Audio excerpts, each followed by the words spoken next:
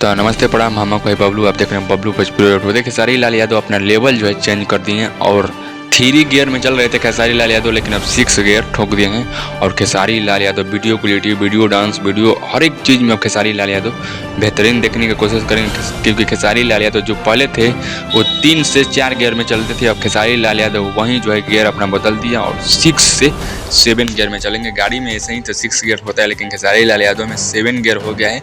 और खेसारी लाल यादव जो है काफिला अपने चारों तरफ, क्योंकि वीडियो क्वालिटी में बहुत खेसारी लाल यादव का गाना जो है पेंडिंग है।